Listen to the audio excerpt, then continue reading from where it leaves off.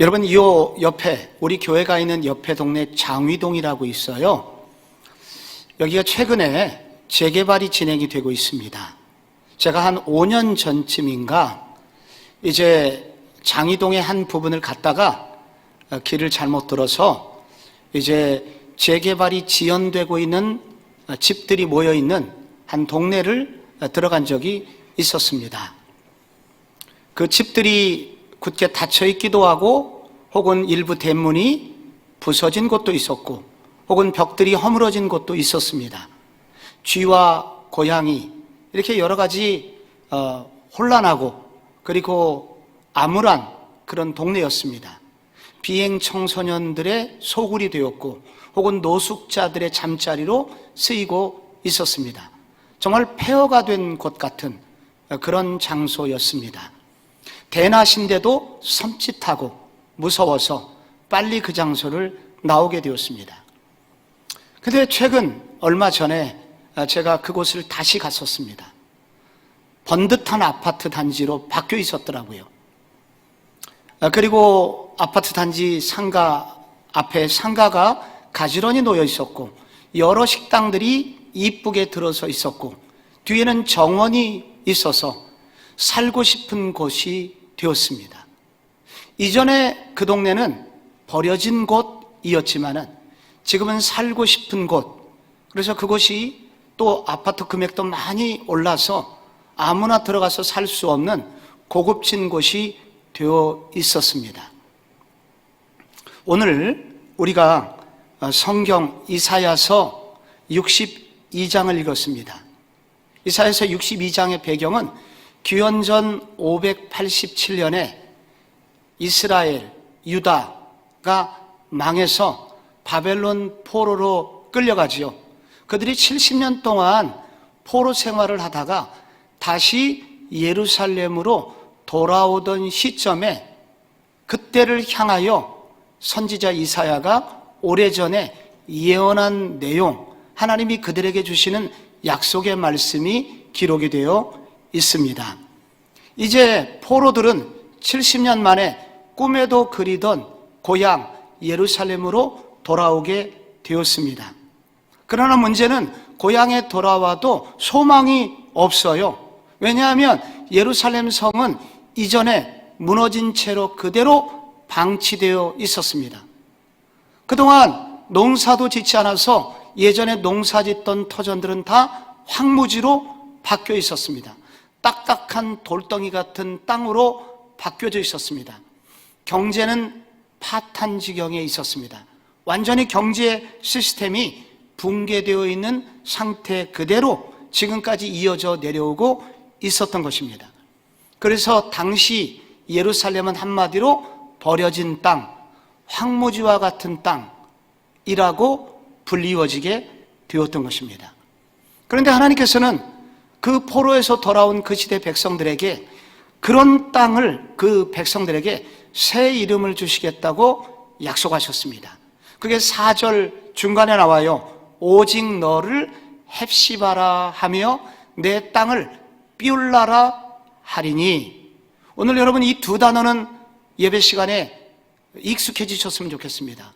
너를 헵시바라 하며 내 땅을 삐울라라 하리니. 여러분 이 성경 용어에 익숙하지 않은 분들을 위해서 한번 따라하겠습니다. 헵시바, 삐울라. 헵시바와 삐울라. 네, 헵시바라는 이 단어는 나의 기쁨이 너에게 있다. 너는 나의 기쁨.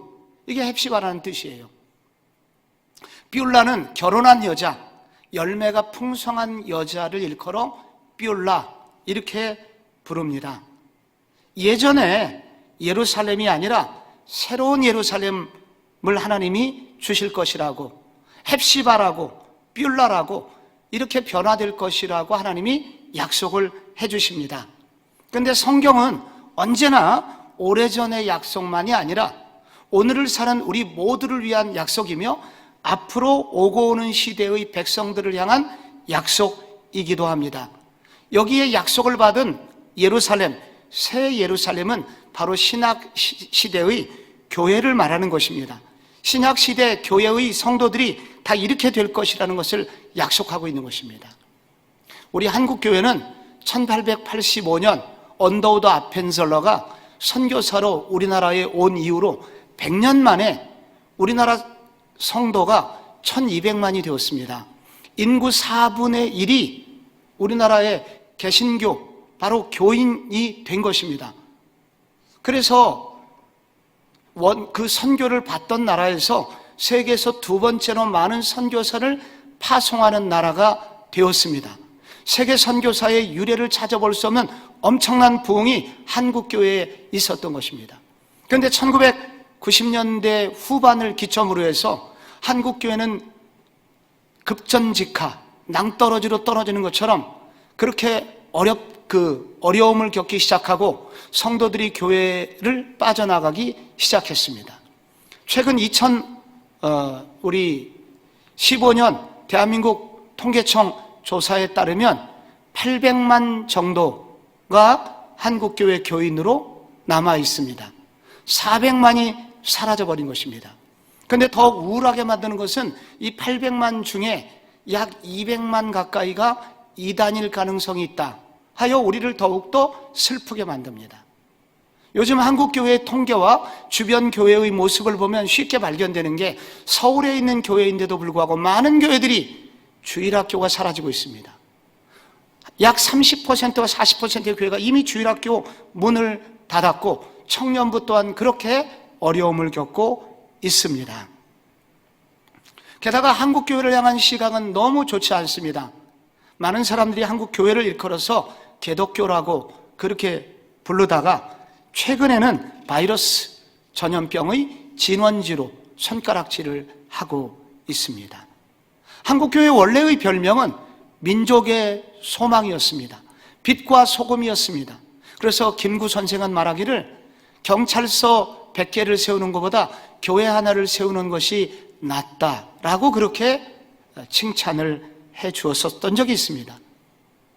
그런데 지금 오늘날은 이렇게 어렵게 되었습니다. 그런데 오늘 성경 말씀을 보면 오늘의 이 약속의 말씀은 하나님은 이 한국교회를 그대로 내버려 두지 않을 것이다.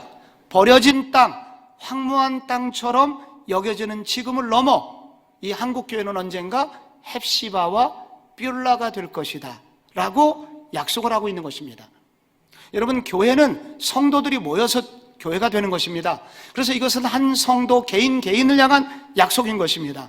올해 우리 교회 성도들도 어려움을 겪으신 분이 너무 많아요. 슬프고 힘들고 좀 심하게 말하면 망할 것 같은 두려움 속에 있는 분들도 상당수 있습니다. 그런데 오늘 성경은 그 성도님들에게 약속하는 것입니다. 내가 너희를 더 이상 버려진 땅이라고 황무지라고 부르지 않을 것이고 너희들을 헵시바라고 뷸라로 부를 거야. 내가 너희에게 헵시바의 축복을 주고 뷸라의 축복을 줄 거야 라고 하나님이 약속하십니다. 여러분, 이 헵시바와 뷸라의 축복이 우리 교회의 것이 되기를 바랍니다. 그리고 여러분의 가정의 것이 되기를 바랍니다. 여러분의 자녀들의 것이 되기를 바랍니다. 여러분, 이와 같은 헵시바의 뷸라의 축복 어떻게 받게 되는 것일까요? 먼저 기대를 해야 됩니다. 먼저 헵시바의 축복을 기대해야 됩니다. 기대하는 자에게 하나님 이런 축복을 주세요. 여러분, 4절 말씀을 우리 한번 다 같이, 오늘 4절은 요절이기 때문에 여러분 예배 끝나고 예배 시간과 예배를 끝나고 여러 번 읽으면서 여러분의 요절이 되기 바랍니다. 자, 한번 다 같이 읽어볼까요? 시작. 다시는 너를 버림받은 자라 부르지 아니하며 다시는 내 땅을 황무지라 부르지 아니하고 오직 너를 헵시바라 하며 내 땅을 뷸라라 하리니 이는 여호와께서 너를 기뻐하실 것이며 내 땅이 결혼한 것처럼 될 것임이라. 아멘. 여기 잘 보세요. 앞에 버림받은 자가 나오고 황무지가 나오죠. 그리고 이것을 대조적인 그 용어로 헵시바와 뷸라가 나오는 것입니다. 그래서 먼저 나오는 버림받은 자와 평행을 이루는 단어가 헵시바인 것입니다. 그래서 너는 더 이상 내가 버림받은 자라고 하지 않고 헵시바라고 할 거야 라고 말씀하시는 것입니다. 여러분, 예루살렘, 이것이 여성 명사입니다. 그래서 이 예루살렘이 왜 버림을 받았냐면은 범죄 때문이었습니다. 그러니까 이것이 여성 명사기 때문에 이 예루살렘이라고 하는 여자가 큰 죄를 지은 거예요. 그 죄의 결과 형벌을 받았고, 그래서 그 여자는 버림을 받은 겁니다. 소방맞은 여자라고 그러죠. 이 예루살렘이 소방맞은 여자가 된 거예요. 길가에 버려진 여자가 된 거예요. 그리고 형벌을 받아 멀리 이방 땅의 노예로 팔려간 여자가 된 거예요. 그런데 하나님은, 하나님의 심판은 계속되지를 않습니다. 그 예루살렘이라는 여자가 깨닫고 회개하였을 때 하나님은 물로 더러운 것을 깨끗이 씻어주신 것처럼 그 여자를 깨끗하게 씻어주실 것이고, 그리고 아름답게 회복을 시켜주실 것인데 이전보다도 더욱 아름답게 회복시켜 주실 것을 약속합니다. 그리고 그 여자를 다시 고국으로 돌려보내실 것이고, 그리고 그들을 영광스러운 자리로 다시 이끌어 주실 것이고, 그리고 그들의 이름을 헵시바라고, 그 이름을 회복시켜 주실 것을 약속하고 있는 것입니다. 여러분, 헵시바의 뜻이 뭐라고 그랬죠? 나의 기쁨이 네 안에 있다, 내 속에 있다, 너에게 있다, 너는 나의 기쁨. 그런데 이 헵시바는 히스기야 왕의 아내 이름이기도 하였습니다. 히스기야라는 왕은 이 아내를 특별히 사랑했습니다. 아내를 볼 때 너무 기쁘고 너무 그렇게 존귀한 존재로 아내를 대우하였습니다. 하나님은 예루살렘을 향하여 그렇게 하실 거라는 거예요. 버려진 것 같은 시간이 혹시 있을지라도 그들이 회개하였을 때, 그들이 돌이켰을 때 하나님은 이전보다 더 아름답고 영광스러운 신부로 회복시켜 줄 것을 약속하고 있습니다. 최근에도 제가 결혼식장을 몇 군데 다녀왔습니다. 요즘은 너무 안타깝게 마스크를 쓰거든요. 그게 잘 안 보이는데 결혼식장에서 신부가 등장을 할 때 너무 아름답습니다. 그때 하객들이 막 수근수근해요. 야, 오늘 신부 너무 이쁘다, 환상적이야, fantastic 하면서 되지도 않는 영어를 막 합니다. 그런데 여러분, 그때 가장 기뻐하는 사람이 있습니다. 신부가 그렇게 칭찬을 받을 때 여러분 누가 기쁜지 아세요? 신랑이 기쁩니다. 신랑이 정말로 입이 그냥 각도를 헤아릴 수 없을 정도로 입이 평행을 이루면서 너무너무 기뻐합니다. 그런데 어느 날 교회를 향하여 교회의 신부 대신, 신랑 대신 예수님께서 교인들을 때문에 이렇게 우리 신랑 예수님이 기뻐하실 것을 성경이 말하고 있습니다. 에베소서 5장 26절에 보면 이런 말씀이 있어요. 이는 곧 물로 씻어 말씀으로 깨끗하게 하사 거룩하게 하시고 자기 앞에 영광스러운 교회로 세우사 티나 주름 잡힌 것이나 이런 것들이 없이 거룩하고 흠이 없게 하려 하심이라. 하나님은 교회를 결코 내버려 두지 않으실 거예요. 교회가 잠깐 어려운 시절 범죄하여 교회가 잠깐 세상에서 시련을 당하는 날이 있다 할지라도 그들이 회개하고 돌이킬 때 하나님은 그들을 깨끗하게 하실 것인데, 티나 주름 잡힌 것이 없을 정도로 어떤 피부과에서도 고칠 수 없는 최고의 성령의 레이저 톤으로 완벽하게 피부를 아름답게 하여서 그렇게 예수님께 칭찬받고 사랑받는 성도가 되게 하실 것이다 약속하십니다. 하나님은 성도가 버려진 그대로 내버려 두시는 분이 아닙니다. 성도를 아픈 채로 내버려 두시는 분이 아닙니다. 우리의 잘못을 꾸짖으시지만은 하나님은 반드시 우리를 회복시켜 주실 것이고 더욱 아름답게 하실 것입니다. 이게 바로 헵시바의 축복입니다. 이사야 30장 26절, 여러분 다 같이 한번 읽어볼까요? 시작. 여호와께서 자기 백성의 상처를 싸매시며 그들의 맞은 자리를 고치시는 날에는 달빛은 햇빛 같겠고 햇빛은 7배가 되어 7날의 빛과 같으리라. 아멘. 이게 바로 헵시바의 축복입니다. 고난이 있지만은 하나님은 그 상처를 싸매주실 것이고 맞고 어려운 자리 고쳐주실 것이고 달빛은 햇빛처럼, 햇빛은 7배처럼 7배나 더 강력한 빛과 같이 하나님은 성도들을 회복시켜 주실 것입니다. 이런 헵시바의 축복이 여러분의 것이 되기를 바랍니다. 또한 이런 축복을 받으려면 둘째로 뷸라의 축복도 기대해야 됩니다. 뷸라의 축복. 자, 4절을 다시 한번 볼게요. 다시는 너를 버림받은 자라 부르지 아니하며 다시는 내 땅을 황무지라 부르지 아니하고 오직 너를 헵시바라 하며 내 땅을 뷸라라 할 것이다. 이번에는 황무지라고 앞에 나오고 거기 대비되는 대조적인 단어가 뷸라인 것입니다. 그래서 이 문장은 황무지가 변하여 뷸라가 될 것이다 라는 약속인 것입니다. 황무지라는 이 단어가 황무지 같은 으로 이렇게 쓰게 되면은 영어로 이렇게 써요. barren. 이 단어는 아이를 낳을 수 없는, 바싹 말라가지고 어떤 것도 생산이 안 되는 그런 상태입니다. 그래서 여성을 일컬어서 barren 이러면은 아이를 낳지 못하는 이런 뜻이 되죠. 근데 이전에 그런 황무지 같은 땅이 이제는 결혼을 해서 아이를 낳는 여인이 될 거다. 예루살렘이 그렇게 될 거라고 말하고 있는 것입니다. 여러분, 구약시대의 최대의 여인에게 수치는 아이를 낳지 못하는 것이죠. 그런데 그 여자가 아이를 낳게 됩니다. 아이를 낳은 그 여자는 어떤 모습입니까? 당당한 모습입니다. 용기 있는 모습입니다. 어떤 분은 아니 헵시바라고 불리우면 되지 않나? 아니 왕에게도 사랑을 받는데 남편의 사랑으로도 충분하지 않나? 그렇게 말씀하시는 분도 있을 겁니다. 아닙니다. 한나를 생각해 보십시오. 한나의 남편이 엘가나거든요. 엘가나가 한나에게 뭐라고 그랬습니까? 내가 내게 10아들보다 낫지 않냐? 내가 너를 이렇게 사랑하는데 왜 이렇게 어려워하냐? 그럼에도 불구하고 한나의 슬픔은 떠나지 않았습니다. 그런데 주님의 놀라운 능력으로 아들 사무엘을 낳게 되었을 때 여러분, 그 여자가 드디어 만족을 하게 됩니다. 진짜 기뻐하게 됩니다. 단지 사랑받는 여인이 아니라 아이를 생산하는 여인, 당당한 여인으로 이 한나가 서게 됩니다. 우리는 헵시바의 축복이 필요합니다. 이것은 영적인 축복인 것입니다. 하나님의 우리 죄를 씻어주시는 축복인 것입니다.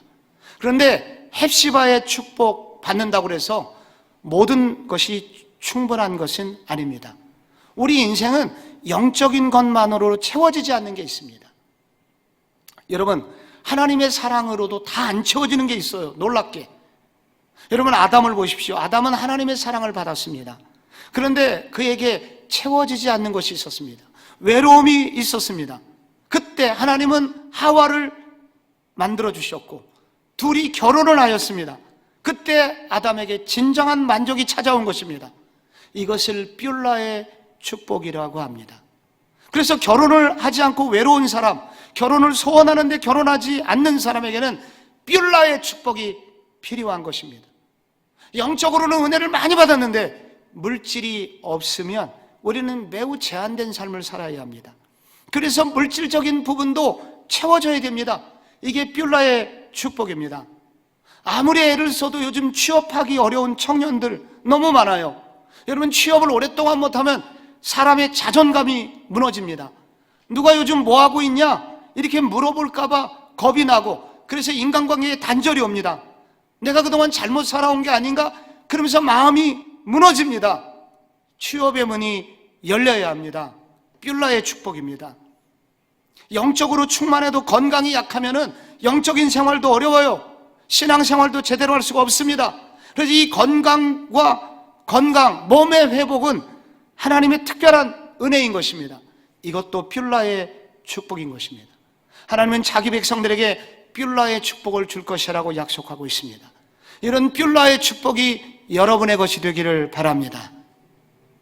여러분, 이런 헵시바의 축복과 이런 뷸라의 축복을 기대하라고 주님은 말씀하십니다. 이런 축복을 주시겠다고 약속하십니다.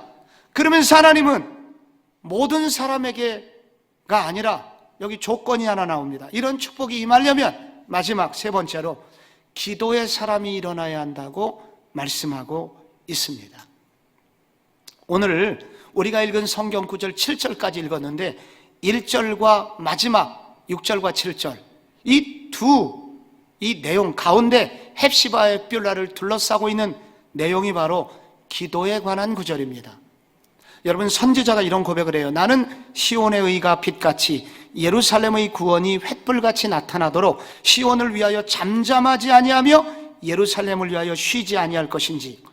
여기 여러분, 잠잠하지 않겠다 무슨 말입니까? 계속 말하겠다는 겁니다. 소리치겠다는 겁니다. 쉬지 않겠다는 것은 무슨 뜻일까요? 기도하겠다는 것입니다. 선지자는 무엇보다도 예루살렘을 위하여 기도하겠노라고 고백하고 있는 것입니다. 그런데 이 모든 선지서가 그런데요, 선지자 속에는 하나님이 계십니다. 앞으로 오실 메시아 예수님이 이 속에 계세요. 그래서 이 선지자의 이와 같은 고백은 하나님의 소원이 들어있는 겁니다. 하나님이 동일하게 말씀하시는 것이기도 합니다. 그래서 6절과 7절에 하나님의 소원이 들어있습니다. 한번 같이 읽어주시면 매우 고맙겠습니다. 시작. 예루살렘이여, 내가 너의 성벽 위에 파수꾼을 세우고 그들로 하여금 주야로 계속 잠잠하지 않게 하였느니라. 너희 여호와로 기억하시게 하는 자들아, 너희는 쉬지 말며 또 여호와께서 예루살렘을 세워 세상에서 찬송을 받게 하시기까지 그로 쉬지 못하시게 하라. 아멘. 여기 여러분 잘 보시면요, 하나님께서 예루살렘에 파수꾼을 세우시겠다고 그렇게 말씀하시거든요. 여러분, 파수꾼이라는 것은 성을 지키는 경계병을 말하는 것입니다. 그런데 오늘 여기서 나오는 파수꾼은 적의 상황을 살피는 경계병이 아니라 여기에 파수꾼은 기도의 파수꾼을 말합니다. 기도의 파수꾼은 적 대신에 하나님을 응시하는 파수꾼입니다. 이 파수꾼이, 기도의 파수꾼이 하는 일이 뭐냐면은 하나님을 계속 응시하면서 하나님으로 하여금 쉬지 못하시게 하는 파수꾼의 역할입니다. 어떻게 쉬지 못하게 하나? 계속 하나님에게 기억나게 하는 것입니다. 어떻게? 소리를 쳐갖고, 하나님, 우리를 기억해 주세요. 하나님, 우리를 향한 비전이 있으시죠? 그거 이루어 주셔야 돼요. 우리를 향한 꿈이 있으시죠? 약속이 있으시죠? 그 약속 지켜주셔야 돼요. 이렇게 계속하여 기도함으로써 하나님은, 하나님으로 하여금 이스라엘이 이 세상에서 가장 영광스럽게 하시고야 말도록 그렇게 기도의 파수꾼을 하나님이 예루살렘을 위하여 세우실 것이라고 약속하고 계십니다. 하나님은 예루살렘을 버리지 않으실 겁니다. 황무지 그대로 내버려 두지 않으실 겁니다.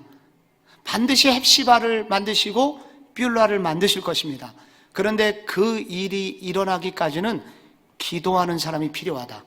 기도의 파수꾼이 있어야 된다고 말씀하십니다. 하나님이 능력이 없어서 기도의 사람이 필요할까요? 아닙니다. 하나님께서 기도의 파수꾼이 필요한 이유는 두 가지 굉장히 중요한 이유가 있습니다. 우선 그 위대한 사역에 우리를 초대하여 특권을 누리게 하시기 원하시기 때문입니다. 하나님 홀로도 이 일을 이루실 수 있지만 우리와 함께 이 일을 이루시기 원하시는 것입니다. 또 하나의 이유는 우리와 교제하기를 원해서입니다. 기도를 통하여 우리를 만나고 싶으신 거예요. 기도는 바로 주님과의 만남이기 때문입니다. 그래서 하나님은 이스라엘 백성들이 바벨론 포로로 끌려갔을 때 하나님은 에스겔이나 다니엘 같은 사람을 세우셔서 기도하게 하셨고, 기도했을 때만 기도의 응답이 이루어지도록 하셨습니다. 에스겔 36장 37절에 그 말씀이 나와요.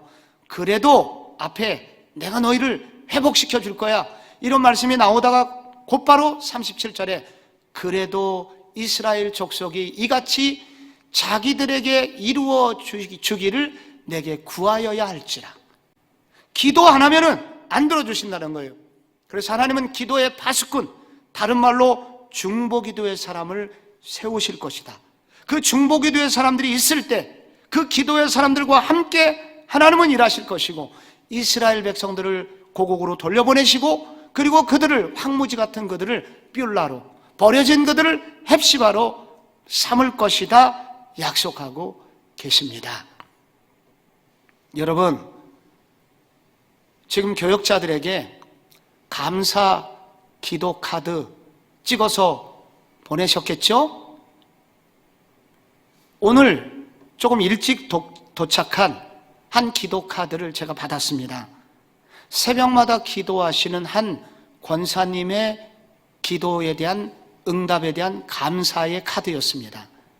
오늘 기도 응답을 정리하다가 깜짝 놀라게 됐답니다.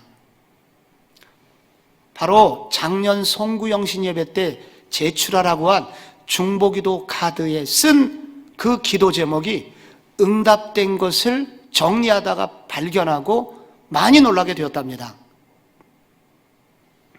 사위를 위하여 기도했는데 사위가 어떤 회사에서 특수 해외 업무 파트에서 일할 수 있도록 기도 제목을 냈고, 그래서 그것을 가지고 기도하였는데 신기하게 바로 요 며칠 전 월요일 날 그 기도가 응답되어 그 부서로 발령을 받았는데, 그 발령받은 부서는 영어를 현지인과 동일하게 할 정도로 탁월한 사람들만 모이는 곳이라 자기의 발령이 매우 신비했노라고 고백을 했다는 것입니다.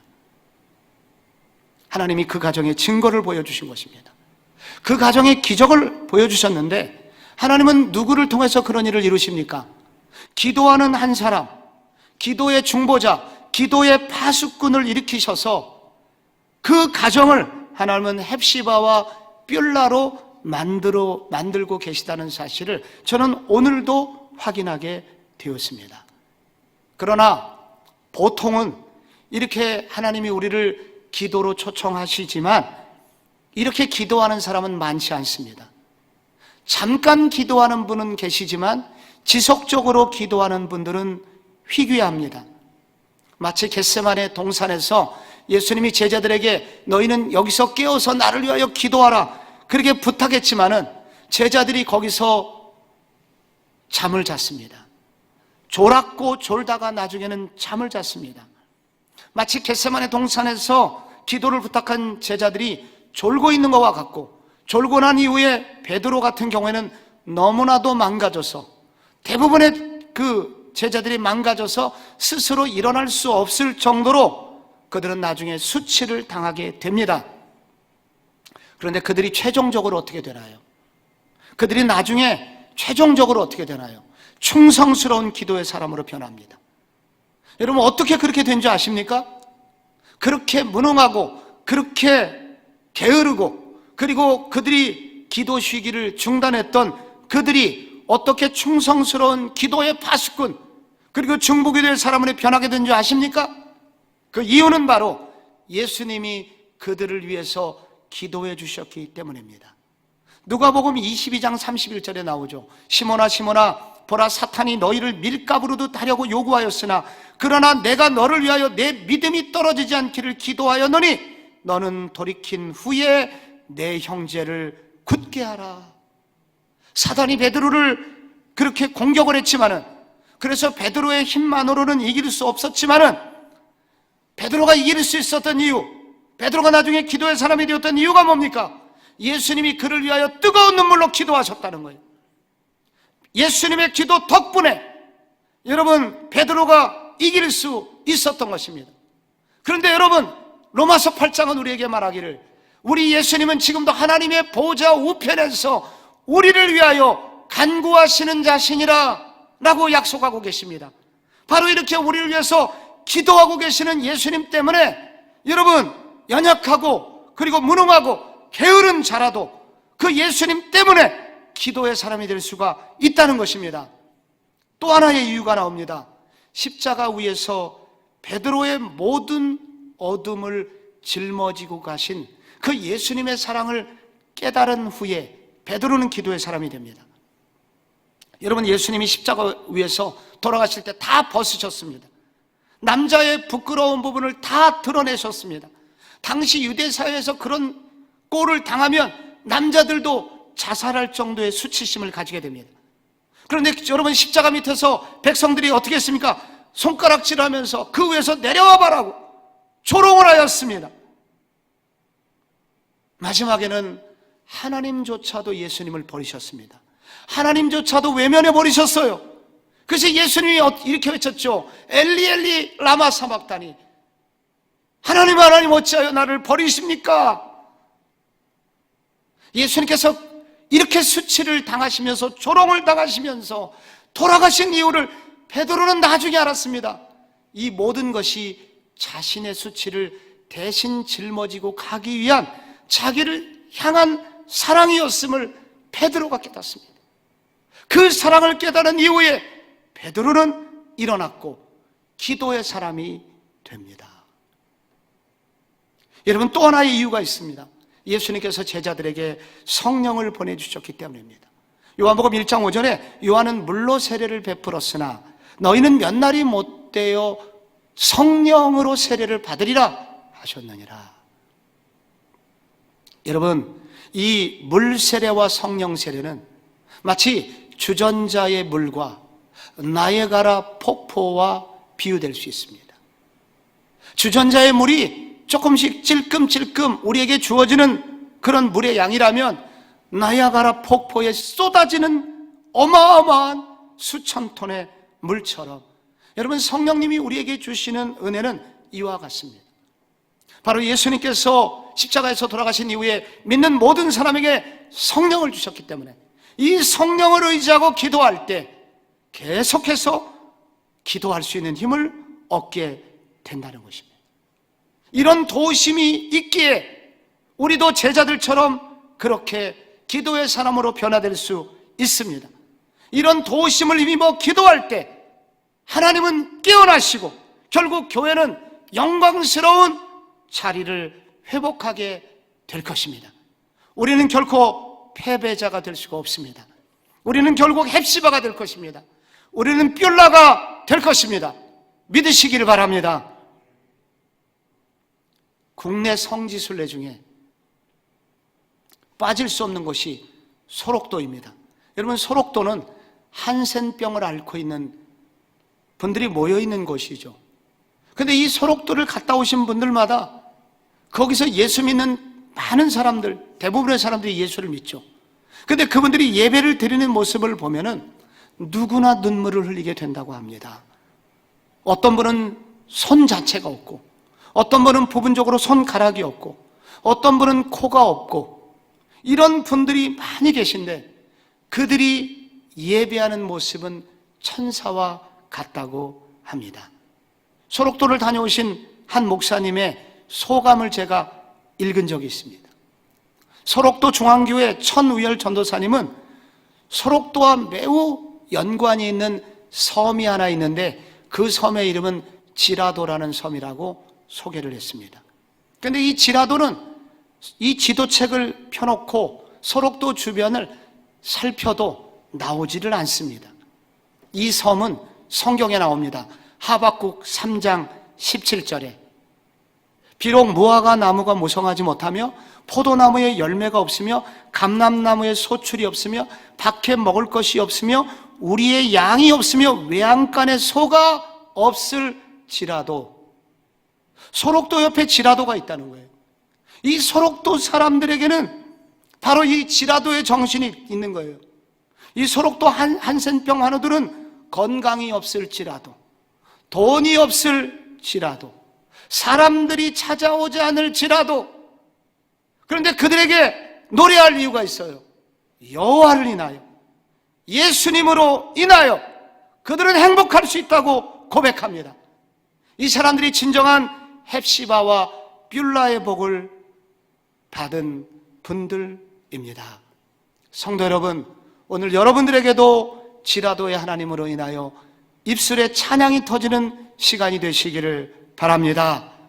우리 모두 다 예수님의 사랑 때문에, 이 지라도 때문에 우리를 헵시바와 뷸라로 바꿔주실 이 승리의 하나님이, 이 축복의 하나님이 여러분 모두의 하나님이 되시기를 축복합니다.